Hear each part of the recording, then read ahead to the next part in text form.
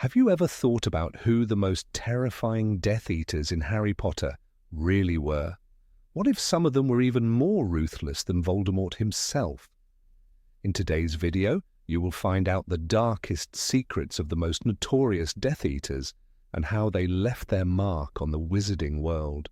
Many witches and wizards followed the Dark Lord when he declared war on Muggleborns and those who opposed him.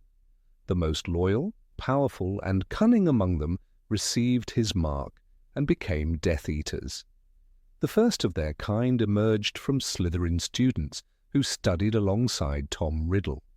Later, others joined their ranks, drawn by power, fear, or a twisted sense of loyalty. Some of these dark wizards committed acts so monstrous that they surpassed even their master in cruelty and madness. Today, we will dive into the chilling stories of the most infamous Death Eaters. Avada Kedavra. The Lestrangers. Bellatrix Lestrange, her brother-in-law, Rabastan, and her husband Rodolphus were among Voldemort's most devoted followers.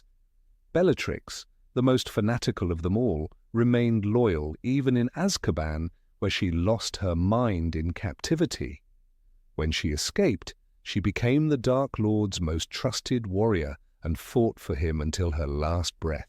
Rodolphus Lestrange, Bellatrix's husband, took part in the brutal torture of the Longbottoms after Voldemort's downfall.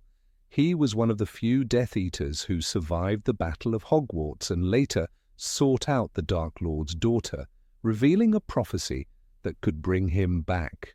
Rabastan Lestrange, Rodolphus's brother, was just as ruthless. He played a key role in Death Eater operations but met a humiliating defeat at the hands of Ginny Weasley during the battle in the Department of Mysteries. Igor Karkaroff. Once a devoted Death Eater during the First Wizarding War, Karkaroff betrayed his comrades to escape Azkaban. He exposed many of them, earning temporary freedom, and later became headmaster of Durmstrang, where dark arts were openly practiced. But when Voldemort returned, Karkaroff fled. The Death Eaters found him. They made sure his betrayal would not go unpunished. Augustus Rookwood. One of the Death Eaters Karkaroff exposed, Rookwood was a master spy secretly working within the Ministry of Magic. Unlike the more flamboyant killers, he was a ghost in the system, manipulating events from the shadows. He played a key role in the battle inside the Department of Mysteries. Even Kingsley Shacklebolt couldn't defeat him. During the final battle, Rookwood struck a fatal blow, killing Fred Weasley after taking down his brother Percy. Barty Crouch Jr. A prodigy in magic, Crouch Jr. had a bright future, until he turned to Voldemort. His loyalty was unmatched. He betrayed his own father, escaped from Azkaban, and orchestrated one of the most brilliant infiltrations in wizarding history. He single-handedly overpowered the legendary Auror Mad-Eye Moody and manipulated the Triwizard Tournament to bring back his master. He was also one of the rare few who could resist the Imperious Curse. Lucius Malfoy.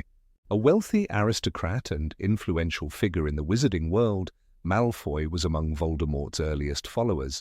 He secretly planted a Horcrux on Ginny Weasley, setting dark events in motion. But after failing the Dark Lord in the Department of Mysteries, his status crumbled. No longer a trusted lieutenant, he was humiliated, demoted, and forced into disgrace. In the end, he abandoned the Death Eaters, realizing there was no future for his family in their ranks. Antonin Dolohov. One of the deadliest Death Eaters, Dolohov was Voldemort's personal executioner. A master of combat magic, he blended raw power with brutal efficiency. Even Bellatrix and Snape struggled to match his skill in battle. Ruthless, relentless, and feared by even his allies, Dolohov was a weapon Voldemort wielded when he wanted destruction without mercy. Corbin Yaxley. A pure-blood wizard from an ancient line, Yaxley was a key figure in Voldemort's takeover of the Ministry. He manipulated events to install Pius Thicknesser as Minister for Magic, securing Death Eater control over the wizarding government. Master of dark politics, he shaped laws that stripped Muggleborns of their rights and fueled the reign of terror. Severus Snape. Straight out of Hogwarts, Snape swore allegiance to Voldemort. Perhaps, at first, he truly believed in his master's cause. As a student, he had been lonely, ridiculed, yet brilliant. The Dark Lord saw his potential, but Snape made one fatal mistake. He told Voldemort about a prophecy that led to the murder of Lily Potter, the woman he loved. After that, Snape became a double agent. To Voldemort, he was a trusted informant at Hogwarts. But in reality, he served Dumbledore, waiting for the day he could atone for his past sins. These were the most notorious Death Eaters, each playing their part in the Dark Lord's reign. Some thrived in chaos, others met tragic ends. But their stories remain among the darkest pages of wizarding history. The Dark Lord fell, but his shadow never truly vanished. Voldemort's defeat at the Battle of Hogwarts marked the end of his rule, yet his influence lingered. The scars he left on the wizarding world could not heal overnight. Fear still clung to the air. People whispered his name even when he was gone, and some still believed in his cause. Draco Malfoy knew it better than anyone. He had lived under the Dark Lord's command, felt the weight of expectation crushing him. But after the war, even as he tried to step away from his past, his family name carried a legacy he couldn't erase. "You don't understand what it was like," he once told Harry. "You never had to choose between what was right and what was easy." The Malfoys had chosen survival.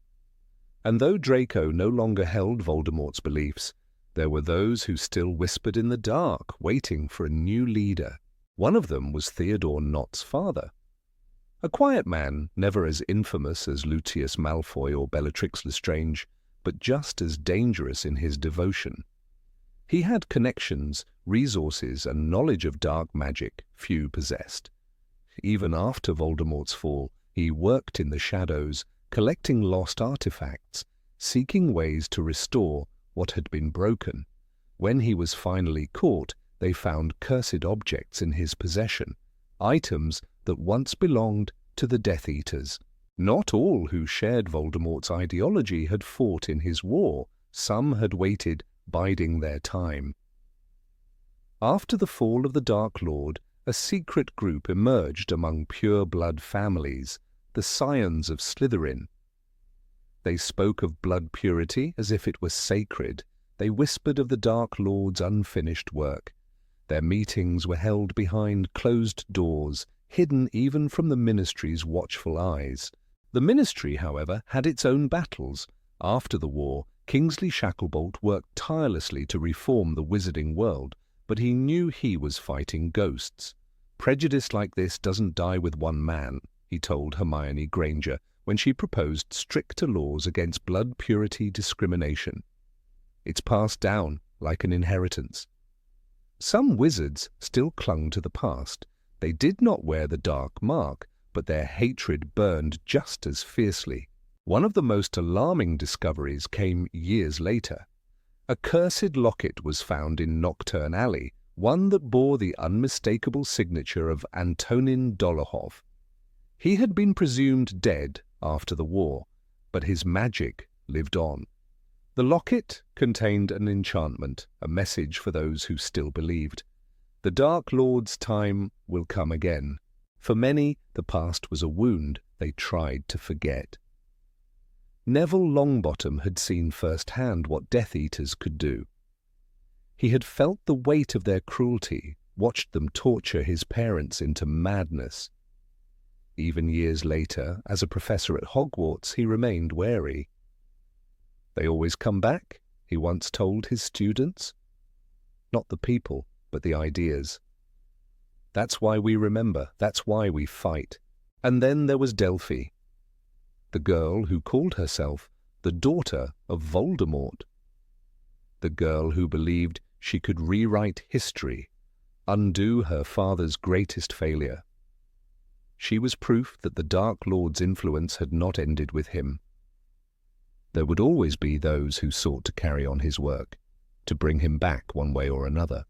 Hogwarts itself was not untouched. Slytherin House had suffered under the weight of its reputation. Parents hesitated to send their children there, afraid it would shape them into the next generation of Death Eaters. But Professor McGonagall refused to let fear define the school. Every student has a choice, she reminded them, and the past does not dictate the future, but history has a way of repeating itself. And in the corners of the wizarding world, beyond the reach of the ministry, in places where old magic still thrived, there were those who whispered